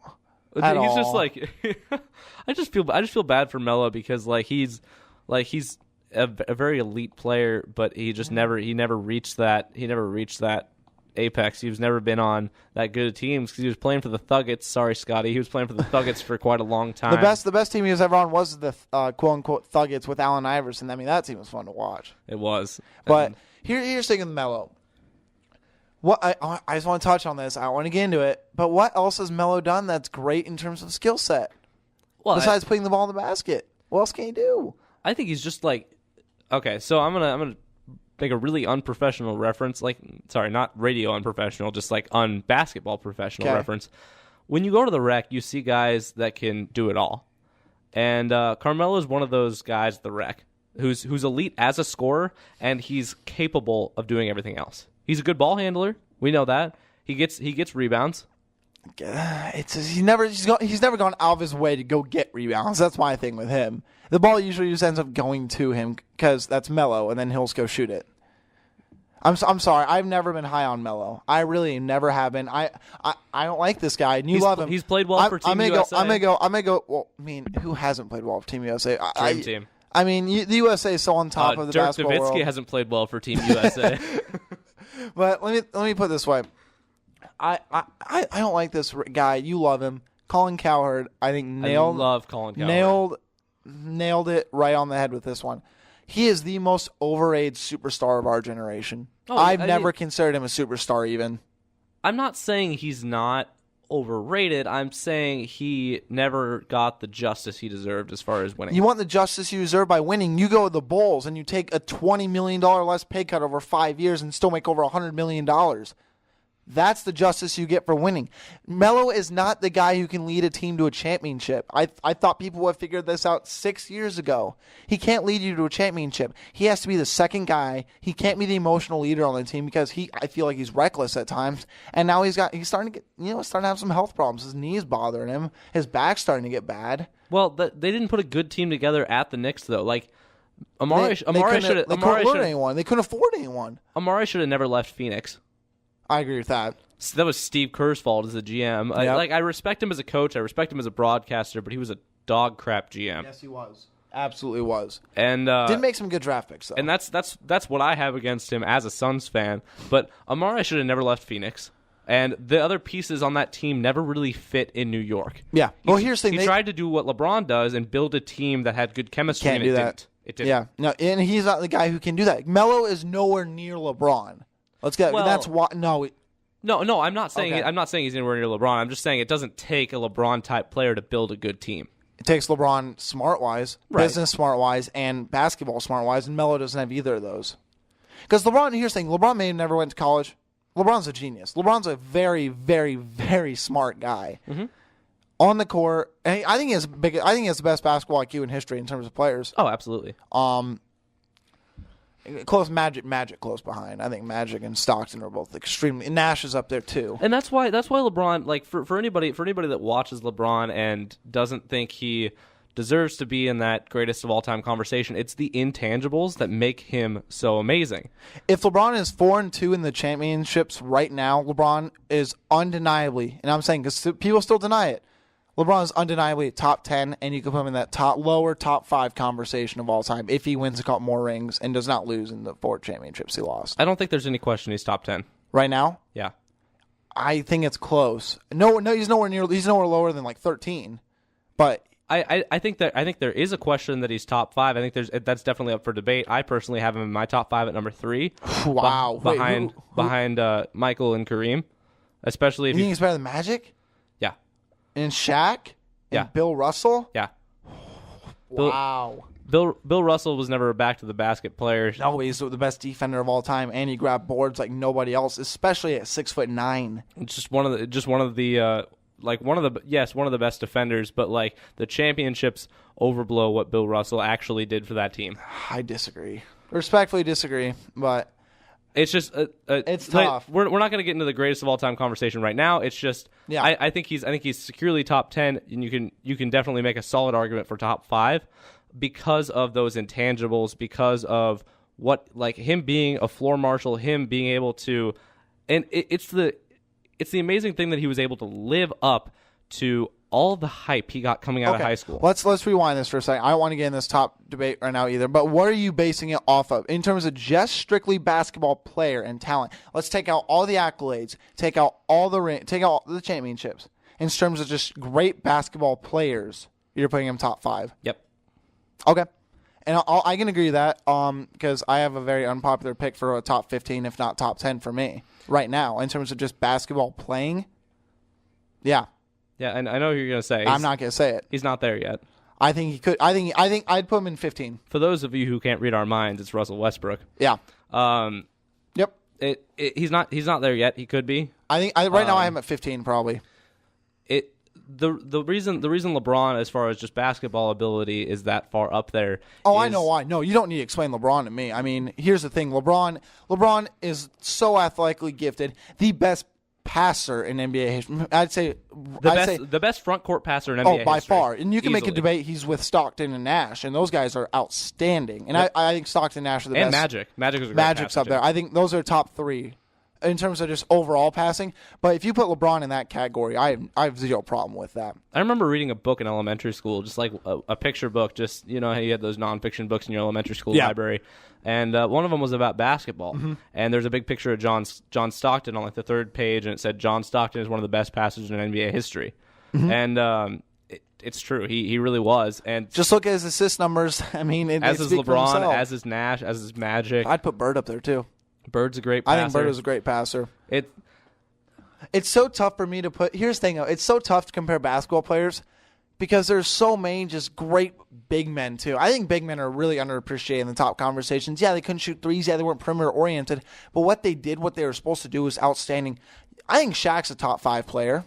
You can make an argument for Wilt. You can make an argument for Hakeem Olajuwon. You can make arguments for a lot of different big men. And Hakeem Olajuwon, I think, is underappreciated by this generation. I think he's David Robinson. You can even make a claim for top 10, if not top 15. I would agree that Hakeem is so underappreciated. Yeah. He can do everything. He's the first big man who could do everything. But we also differ on Tim Duncan. I think he's the most overrated player. How? I'm saying I won't because he's never been spectacular. I'll say that. He's been consistent. He's been consistent, but he's never been spectacular. But does he have to be spectacular if he plays the game of basketball at its finest? You don't have to have finesse to be able to do it. You just said he plays the game of basketball at his finest and said he doesn't have to. Yeah, but I'm saying in pure basketball. In terms of here's the fundamentals. Here's what I'm going to go out and do. You know what he's going to do, but you can't stop it. He's got 5 rings. Yeah, you can give coaching part of the credit. Yeah, you can do this. You can do that. But the fact of the matter is, Tim Duncan I hate seeing him the way he is now. I hate seeing him struggle. I hate seeing him not put up numbers, but he's 40. Yeah. I mean, he's had such an accomplished career. Do you have him outside the top 10? Ben Golliver, yeah, because I think that's crazy. Ben Golliver of Sports Illustrated had a list of the best players of the last 20 years, and he put Tim Duncan ahead of both LeBron and Kobe, and I can't wrap my mind around that. In terms of when did that come out? A month ago. It was very recent. I followed the link on Twitter. If you compare just what he does and his stats and his rings and everything else, and he's won over 50 games in every single season. You can make the argument, and I think I'm not a Spurs fan, but you know this. I'm not a Spurs fan by any means. I don't like Tim Duncan. But I'm saying if you can't say you can make an argument for Duncan over those two guys, I think that's a little bit crazy. But I think we look at and it's different because we look at sports in different ways all across the board. Yeah, I consider Tim Duncan. He's a great player, but he was a lot of the product of the system, and we had a big argument in the fall. It wasn't really an argument because we were all in consensus on this, but we had a big rant session in the fall about how Derrick Henry didn't deserve the Heisman because he was a product of the Alabama system. Well, I didn't think he put in the numbers compared to McCaffrey, and he wasn't the player McCaffrey was. Yeah, he wasn't the player McCaffrey was, but that was because McCaffrey was spectacular and Henry was consistent. And that's what I'm saying. That's what I'm saying with guys like LeBron and Kobe. Kobe with the 81-point game, winning those finals, having that killer instinct, and LeBron being just a marvel to watch all the time and being one of the best passers in the history of the game, really high intangible score, everything like that. It's a very interesting conversation because we look at different sports in different ways, and we value consistency in a way that's different than anything else. I agree, but I mean, again, especially with how the way that NBA is now, we're so perimeter based and everything like that. And I love Tim Duncan's numbers. Tradition. I love the way he did, and Tim Duncan plays basketball the way it was supposed to be played, and that's why I appreciate him so much. And I don't like him Here's the thing. Remember, I do not like the Spurs. I'm on your side about this. Once Robert Horry slammed Nash into the wall in that rigged series where the Suns would have won the championship that year. They would have totally won the NBA title. Didn't the Magic make the finals that year? Yeah. Here's the thing, though. Here's the thing. Nash. Let's put it this way: Nash was you can make an argument. No way deserved a ring more than Nash in their career. True. 2 MVPs, one of the better. Should have been 3. He got robbed by Dirk Nowitzki in the back-to-back-to-back. Right. Then the number 1 seed Mavericks ended up losing the 8 seed Golden State Warriors in the first round. Absolutely incredible player all across the board. And I don't know, but we'll see. David, we just went. I love Tim Duncan. David, we just went a half hour on NBA talk. Oh, I feel like I could another hour, man. Another hour. But up next is the man, the myth, the legend, Scott Mad Dog Ayers, calling in from Colorado, where he's getting ready for prom. Probably getting his hair done while he's on the phone with us. Probably gonna bash me for RG3. Can't wait, buddy. That'll be Scott Mad Dog Ayers coming up next. Spooning in May, right here on the Spill Sports Show. Stay with us.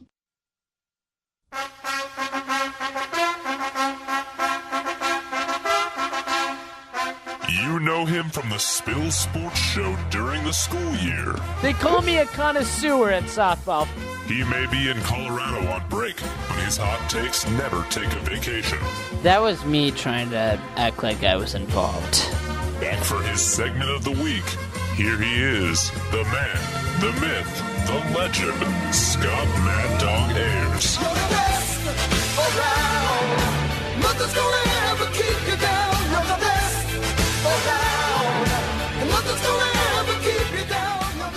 Welcome back into the Spill Sports Show, live here worldwide on KRNU2, and we are also live in Colorado, where we have Scott Mad Dog Ayers, the legend himself. Scotty, how you doing? Hello. How are you, boys? It's great to be here. And just a correction, boys, prom is tomorrow, so I'm free. I can talk. I've got a Coke and potato chips by my side. It's good to be here, boys.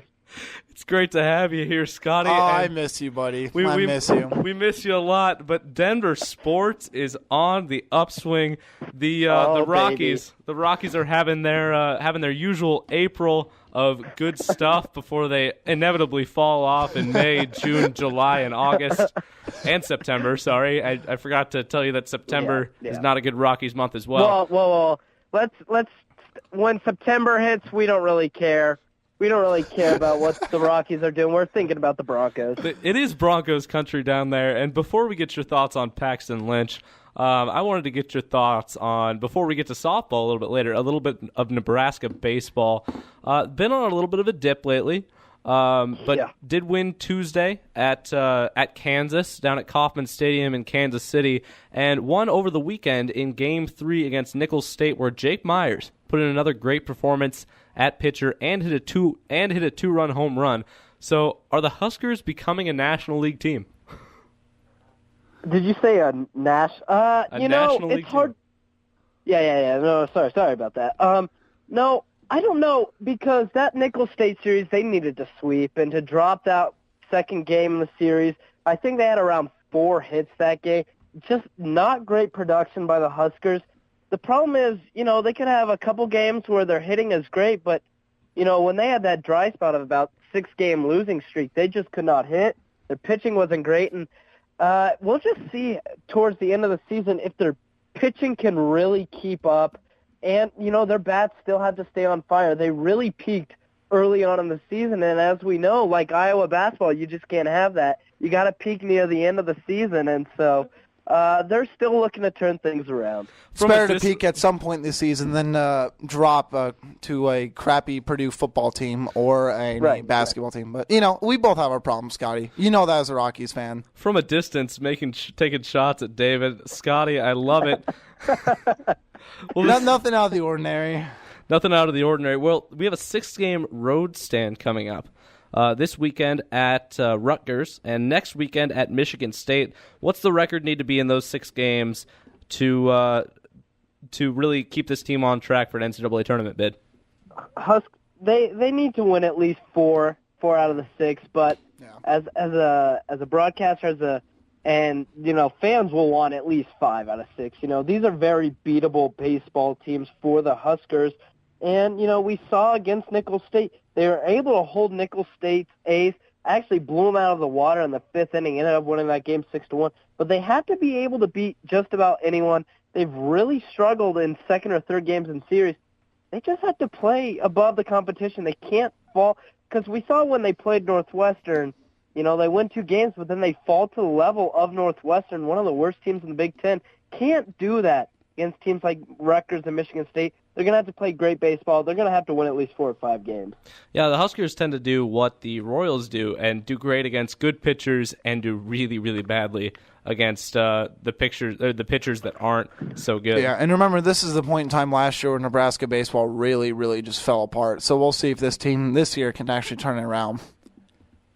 Scotty, what do you think? What do you think the Nebraska goes on this this road trip? Personally, it'd be great to see 5-1, 4-2, but I just have not been convinced at all by this baseball team. Now, if this were to happen, 2 months ago when they had won 18 of 21 games and they were really feeling good baseball, I'd say, yeah, they're going to win 5 out of 6 in this. However, they just have not been playing great baseball.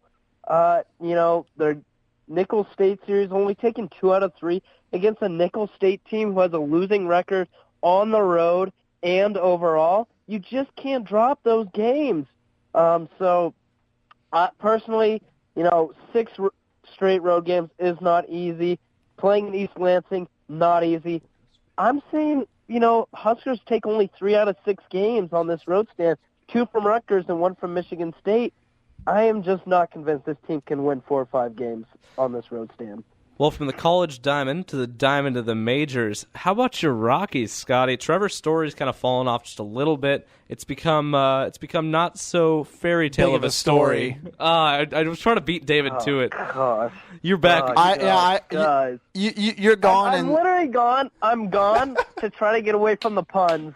You're back the with first thing Pun you guys Squad. do to me is throw a pun at me. You want to the worst, disrespected. Scotty? I think you kept Matt level-headed because Matt's actually rattled off more puns than me today. I have. It's been kind of egregious. I gotta be real with you. Disgusting. But so they've fallen out. They were in first place in the division at one point. Is the rest? They're not in 12 now. Is the rest of the division taking shape, or the Rockies becoming the Rockies? No, it's the Rockies become the Rockies. I think the Rockies pitchers finally realized that they're still terrible pitchers. And the ownership realized that they are terrible at, managing baseball teams. So, the Rockies are now 9-12. The thing is, when they lose games, it's not like they're, losing 3-0 or pitchers duels. I mean, let me just read off some scores for you guys. It's kind of incredible what these Rockies can do. Give me 1 second, boys. Sorry. I think it's safe to say the Rockies are off to a rocky start to the season now, and rocky patch. Dear Lord. But listen to this. I'm going to ignore it's that. It's your fault. You incite they lose this to in Pirates, extra innings 9-8, Pirates 9-4. Then against the Dodgers, they lost the game 12-10. I mean, when you score 10 runs, there's no reason you should lose a baseball game. I mean, this team is consistently scoring over 4 runs when they lose. The pitching is just as bad of a train wreck as RG3's legs.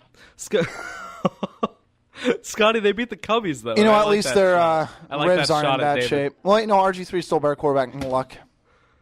Oh, gosh. I'm going to ignore that because that's just dumb. Well, okay, let me ask you. Scotty. The Cubbies. We'll stick to Rockies. No. David, I need to ask him one question. All right. What year has Andrew Luck put together a better season than RG3's rookie season? He has not. Okay, thank you. AFC Conference Championship game. Thank you. They got blown out with deflated footballs? Look at the numbers. He couldn't put together points. David, they might have been blown out, but it was still an AFC Conference Championship game against a very talented... They got blown out harder than RG3's legs. It doesn't matter about where they got blown out. It's how far they got, David. RG3 got the same point. RG3 hasn't been relevant since his rookie year. RG3 never made a conference championship game. Okay, well, he also didn't have a team around him like Andrew Luck does. Andrew Luck also has Luck does not receivers. have a team He has a around Hall him. of Fame receiver in Reggie Wayne. Who did RG3 have? David. Alfred chill out Morris. real quick. Really quick. First of all, the Indianapolis Colts defense was terrible when Luck got there. Thank you. He had Reggie Wayne, but he didn't have T.Y. Hilton until his third year. And let's not forget, Austin Collie is a pretty good receiver for him. Andrew Luck was extremely injured last year, played with broken ribs, and so, yeah, I get his season wasn't great last year, but overall, you got to take Andrew Luck because RG3's health has not been great since his rookie season. Well, he has barely played, so... Injured. He is consistently injured, and there's a reason why Kirk Cousins starts over. Let me ask you this, guy. At the time, would you have taken Luck over RG3, assuming if RG3 was healthy and he stayed healthy? Yes, I would, and here's why. Okay. All right. Yep. Let's face it. Quarterbacks today, the most successful quarterbacks are the ones who can run but like to pass in the pocket, who can get out of trouble. I agree. But you look at the scrambling quarterbacks, Cam Newton's really the only one in the NFL who is very successful at doing that. I think Russell Wilson, you could put him in the conversation. Russell Wilson is still more of a pocket passer guy, though. He is not a consistent scrambler. He can run when he needs to, but he likes to stay in the pocket or try to get out of trouble. I don't know. Last thing I'll say, and then we can go back to, I'd like to talk about your thoughts on Paxton Lynch since we kind of moved on to the NFL. But, I think if RG3 stayed healthy, I think it would have been like a primetime, like young Michael Vick before, the dogfighting. While we're in the NFL, right. While we're talking about the NFL, I wanted to get your thoughts on maybe what might be turning into a little bit of a conspiracy.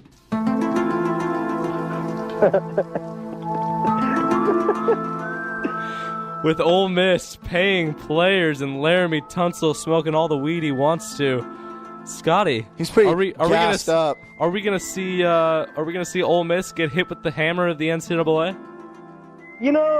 This is such an interesting story because Laramie Tunsil, I don't understand this guy's IQ. Now his Twitter got hacked. His password literally must have just been 12345. That's honestly how simple it must have been. I don't even get me started on this, but Ole Miss, yeah, we could be seeing something coming their way very soon. Maybe Tunsil was unhappy with how Ole Miss treated him. So he said, you know what, if I'm going to get screwed, you guys are coming down with me. Because he basically just admitted it right at the press conference. So Coach is right there, too. What is this guy doing? So, Laramie Tunsil, he said, you know what, I'm going to think I'm bringing the Titanic down with me. Yeah, I think Ole Miss is going to get hit harder than Laramie Tunsil's bong, so we'll see what happens. Dear Lord. So, God. Scotty, let me ask you this: what would happen? What would be the scenario if a hacker got a hold of one of these Twitters, like I don't know, like a really big celebrity, like we'll say Jordan Stevenson? Right. What was the hacker gonna do? Yeah, what's he gonna do? Because Jordan Stevenson's already saying inspirational stuff like this. It's just all about going in there with a great mindset and just knowing the plan, sticking to the plan. That's my favorite motto, sticking to the plan. Man, the sky's the limit. Anything's possible. You see that inspirational music in the background. If the hacker gets a hold of Jordan Stevenson's Twitter, he's going to do us all a favor, and he's going to delete that account. I think that's the only thing he can do because he knows it'll benefit not only us but the American society. Scotty, did you hear our segment on Jordan Stevenson? He actually tweeted today. I heard about that. What did he say again? He said Migos cross the country. Oh, gosh. See, that's just where I can't stand him. It didn't make any sense because I think we've scared him off the Twitterverse, and I feel really bad because I miss him. Almost as much as I miss you, Scotty. Yeah, we miss you a lot, Scotty. Well, now you're making me blush, boys. So you have a new quarterback. Your Broncos do. Paxton Lynch. How do you feel about that? I think it's a great pick. I don't know if you're as optimistic as I am, but I love the pick. Oh, well, believe it or not, I was downstairs watching Kevin Hart Netflix because I was like, well, you know what? Broncos 31st pick. I'm going to keep the draft on my phone just so I know. I see the Broncos trade up. I say, oh, baby, this is exciting. So I run upstairs, bring my girlfriend with me. She just wanted nothing to do with it, but I said, you're watching this. And next thing you know, Paxton Lynch announces the first-round pick for the Broncos. Very exciting. I don't know if he's going to start. I think the Sanchez might have a lock on the starting job right now. Butt fumble. I just love the butt fumble. He gives us so much excitement. Just because it's so terrible to watch that, man, I just love it. So we'll see what happens. Honestly, Paxton Lynch has an incredible fall camp. He has a chance to start, but I'd say a couple of years away from him being the guy to take the reins of this football team. Yeah, and Scotty, we see the Nebraska softball team now because you have to come back because you're the Nebraska softball connoisseur. And they are still nationally ranked at 24th in the country. Did drop their last game at Minnesota, but now they're running with a 6-game homestand. So how do they do on this? Coming off a couple canceled games, and do you think they can figure it out and get back to the NCAA tournament where they could pull off an upset like they did a couple years ago? Oh, boys, as we know, if you have softball concerns, you come to me. I'm here to answer your questions. As my dog actually has come down to the basement and greeted me with a couple kisses. Anyway, so boys, let's get back to the serious matter at hand. That is Nebraska softball. They did just drop a game, but this team has so much talent and power. They're playing both Purdue and Wisconsin at home. 3 games, or Purdue's a 4-game series. No, one. The Sunday one is if the 3-game one, if the Saturday doubleheader gets canceled. Okay. Oh yeah. Okay. Honestly, there's no reason why they shouldn't sweep Purdue. And against Wisconsin, part of me wants to say that they can win all 6 games, but in baseball, softball, it's hard to do that. It's hard to get those 6 straight wins. So don't be surprised if you see 4 or 5 wins out of this Husker softball team. They want to make a Big Ten run and an NCAA title run. They have the parts to do it. The question is, can they? You got MJ Knighton with the hot bat. So we're going to go to your favorite sport, a little bit of hockey talk. And we saw the first game of the Caps-Penguins series last night, and the Capitals winning it in overtime thanks to Osh Kosh Bagosh. TJ Oshie scoring 2 goals and the game winner. Controversial game winner, but video replay did show that it was in the goal. So how do you see that series playing out, and who wins this Ovechkin versus Sidney Crosby final battle? Well, not final battle, but the battle. Yeah, I know what you mean. And this is going to be one of the best, if not the best, playoff series we will watch. Sidney Crosby and Alex Ovechkin, 2 of the game's greatest players with great supporting cast. If we remember last time these guys met in a big playoff series, the Penguins went on to win. And, I like the Capitals in this. I like Ovi. And Ovechkin just needs to win a title. I mean, my goodness, this dude, just unfortunate, but he has the team and talent around him. I like the Capitals in 7 games against the Penguins. Before we go to the final rundown, quick thoughts on the UFC 200 rescheduled to be John Bones Jones versus Daniel Cormier instead of Conor McGregor, Nate Diaz. Your thoughts on that? Wow, and yeah, I saw that. John Bon Jones, whatever his name is, John Bon Jovi, whatever. It won't give me the same impact as the McGregor rematch. Will I watch UFC 200? Absolutely not. I'll probably, go to the dog park instead. Something more exciting, something that has more relevance. Like Jose Aldo? Yeah, like your boy Jose Aldo. I'd rather watch Andrew Luck and RG3 fight, but I think that'd be easy. Andrew Luck's caveman-like abilities against RG3's very weak legs. I've got Andrew Luck in 2 rounds, easily taking down RG3. Scotty, you got a rant prepared? Oh, boys, don't even get me started. Here we go.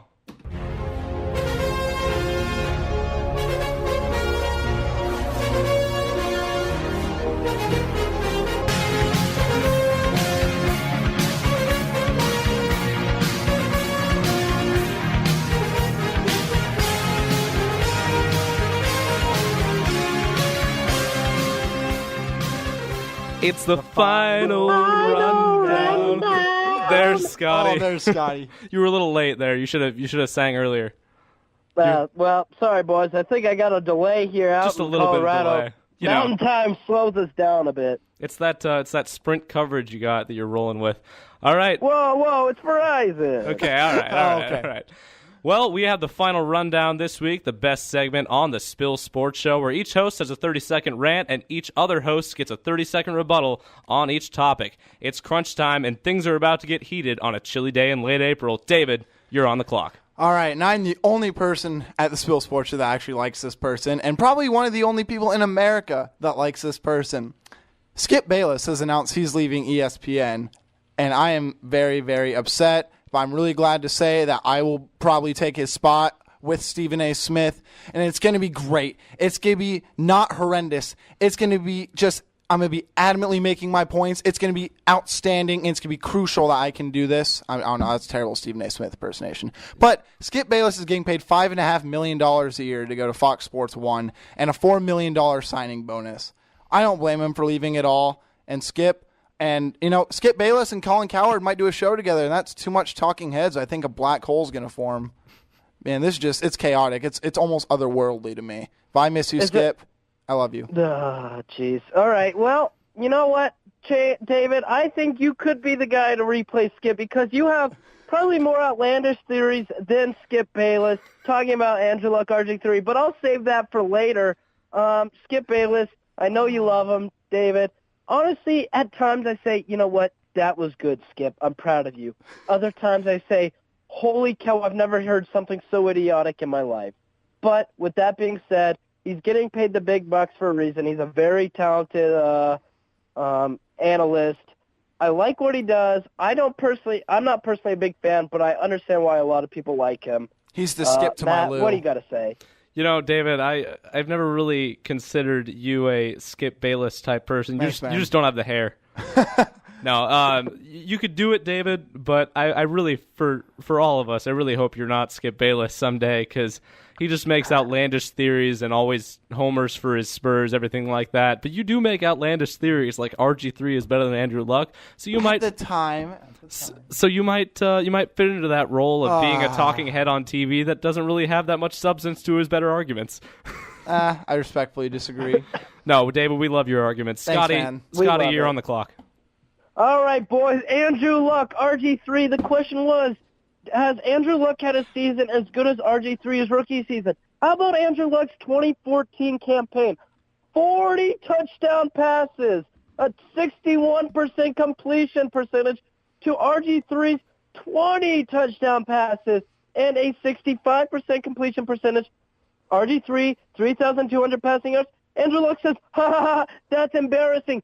4,761 passing yards for Andrew Luck in his third year.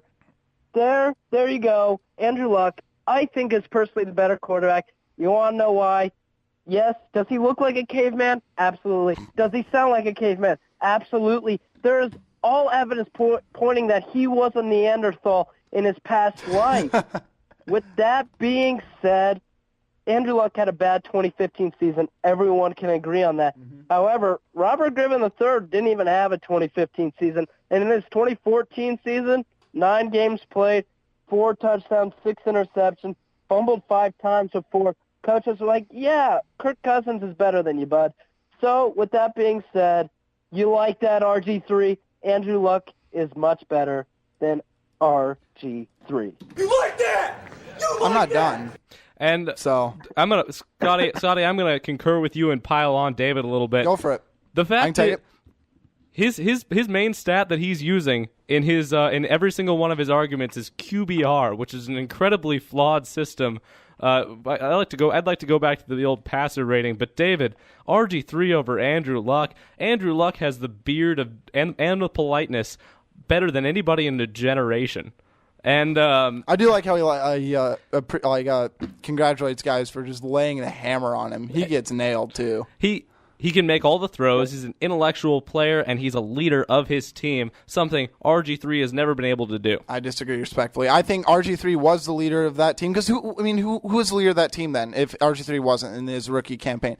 Here's another thing. That year he also threw 16 picks and fumbled the ball 13 times, and he had a Hall of Fame receiver in Reggie Wayne and a lot better receivers and a way better overall team than RG3 did. So I'm saying, in terms of just pure quarterback talent, who would I take? Would I take 2014 Andrew Luck, or would I take rookie season RG3? I would take rookie season RG3 in a second. So, Matt, get on the clock. All right, we have a comment from Mike Riley on the satellite camps being reinstated. We are pleased with today's ruling by the NCAA Board of Directors. I've said in the past, these camps serve as an opportunity for both coaches and young players, and any time you can provide the opportunity, I view that as a good thing.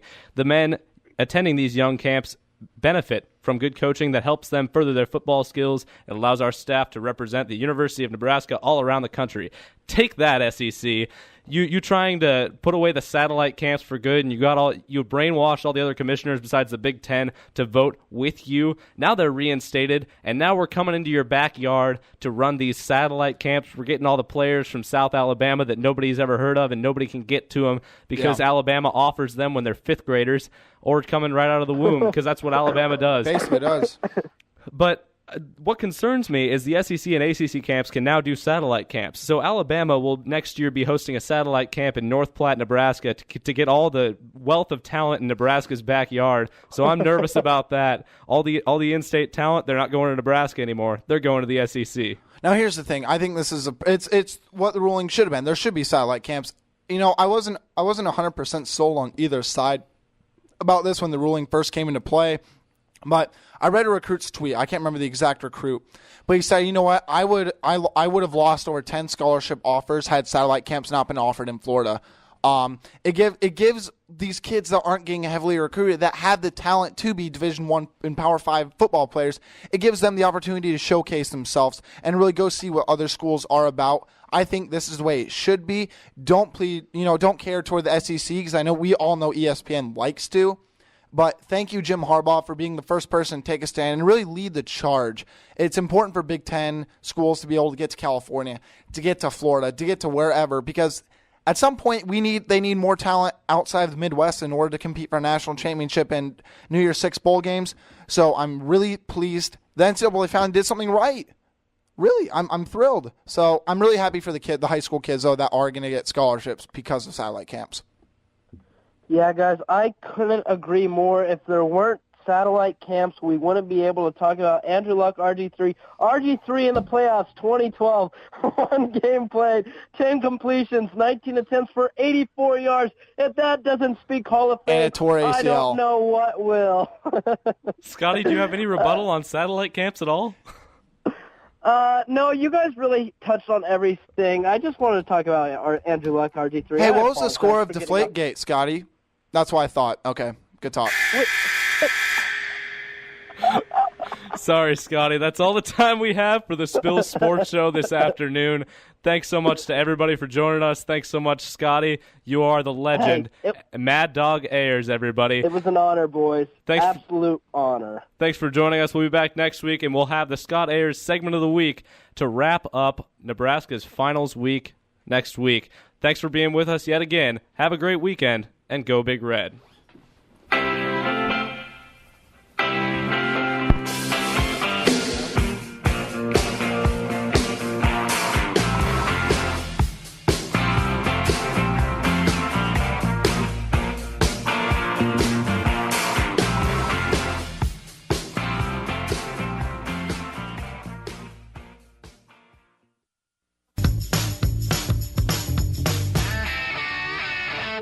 The Spill Sports Show with Matt Reynoldson, David Eickholt, and Scott Ayers. Never miss a show again. Check out our podcast at thespillkrnu.wordpress.com. The 76ers could have drastically improved their organization by drafting Walter Pitchford. Quite frankly, if he wins a Super Bowl, I'll direct it 30 for 30 on it. I've watched this kid play multiple times on national television. You like watching kids, David? Dude, I love basketball. Excuse me. The Spill Sports Show, every Friday from 1 to 3 on KRNU2.